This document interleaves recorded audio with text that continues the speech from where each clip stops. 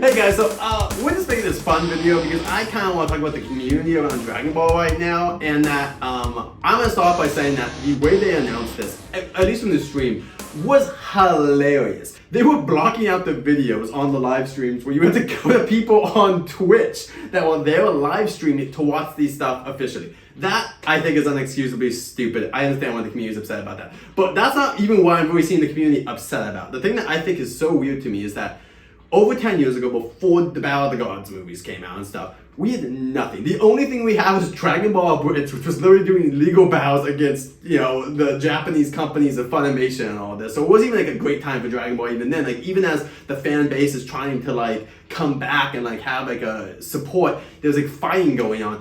Now we're at the point where, in my opinion, we're pretty, people seem to really like the manga. Dragon Ball Super manga seems to be something that people really like. The movie last year, while not as good as Broly, I still think is one of the better movies. The ending's a little bit long, but the beginning setup is really great. And obviously seeing Gohan and Piccolo power up finally to a place where they will hopefully never ever be just low-tier warriors again is great. We're just in a good place. You're usually the context guy, so I will add two pieces of context to this. First, it was leaked. I think everyone knew this was coming and roughly knew the plot of them being kids and Goku and Supreme Kai being the main characters. I think that created some level of resentment before it was even launched. I don't know why people are scared. They knew this was the trailer that was coming. There was not going to be a super anime coming back, yet there's anger about that. And then secondly, the fact that I think it's the first time really in a Dragon Ball, or being a Dragon Ball fan, that the manga has been years ahead of an anime and there has been no anime. So there's a lot of frustration about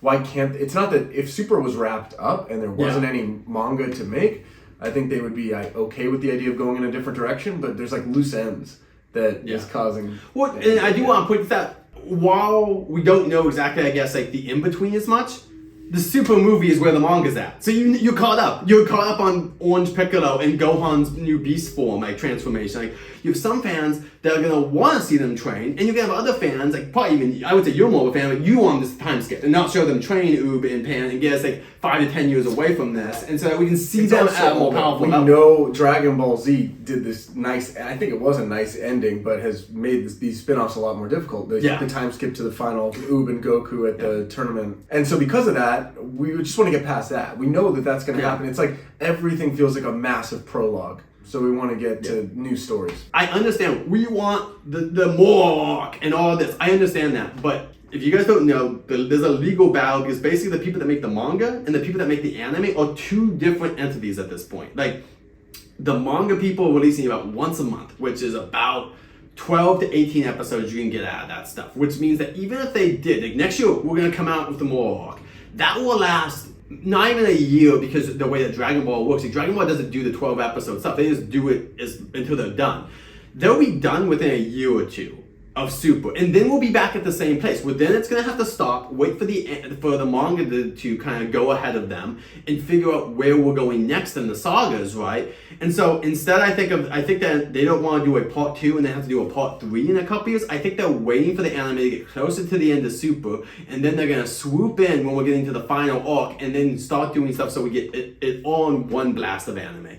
And you can agree or disagree with that, but to me, I think the fan base getting upset about Toriyama, the guy who made this, guys. He is over 60. I think this is clearly a passion project. I just think that it's fine to be, hey, I'm not hyped about, but the fact that people are literally swearing in stream, getting upset, and once again, if you're upset about how they did this and the fact of they didn't show it on stream, I understand that. But I'm saying about even if you go on videos that are just reactions, most of the fans are just not happy. They're oh man, I really want Super, and it's just I understand that, but I don't think it's just in the cards right now, along with the fact that I'm just gonna go out and say it, the animation on this looks better than Super. So I think that it's not this is a low tier anime coming out. I think that this will still be a fun side thing, and I know for some people they want we just want new story. It's you are getting a new story. It's just not exactly what maybe you wanted. So I just hope people have a little bit more of a positive attitude in the future. And if you really don't like it, I do encourage you not to watch it. Then it reminds me also of a superhero movie. We saw the trailer, and even I was I don't like this animation stuff. Then you go in and watch it. It's not that bad. It's controversial. I know to say this, but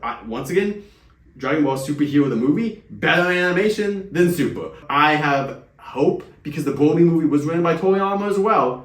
and everyone like that, I have hope that he understands his fans well enough to do something with this to honor. It's for the 40th. I don't think he's doing this even as a money grab. I think that some of the idea of making them kids could be a money grab from the animation studio because, hey, you can make toys now, all the characters being young and all that. From Toyama's perspective, he just wants to do something that's lighthearted, fun. I think he's going to do it in a tone like Sandland, which is also coming out, which is one of his old mangas. I think that's what he's in the mood for right now. Like, I don't think he's in the mood to do these giant epic things. And hey, heck, Half a Super is not epic. Half a Super is just fun stuff, and I don't remember people upset at the time when that was coming out. So like, I think that episode 1 will be very similar to GT. Vegeta and Goku, just like Vegeta and Oob, will be like the main fight of that episode, and then the villain will make his wish, and then it will just be whatever. And honestly, I hope they do something with Boo that's interesting, because the fact that like Boo is not in this as a kid could be that Boo is captured and that's the goal too, which is ironic that they might be going to save Majin Buu or something like that. That would be wonderful. I honestly think that's a kind of a fun thing to have it. And also, hopefully at the end of this, maybe even like Boo gets released and eats the demons as cookies or something ridiculous like that. And like, and then like they just wish themselves back. But anyway, I'm hoping it's a fun series. I hope the side characters get more things, and I'm happy that we have a kind of sequel to Boo. My thing is just let's give this a chance and enjoy it instead of just hating it for no reason. That's just my thing. Is like, let's wait and see versus just being so upset, even though like I feel like Dragon Ball fans were being given more content than ever right now.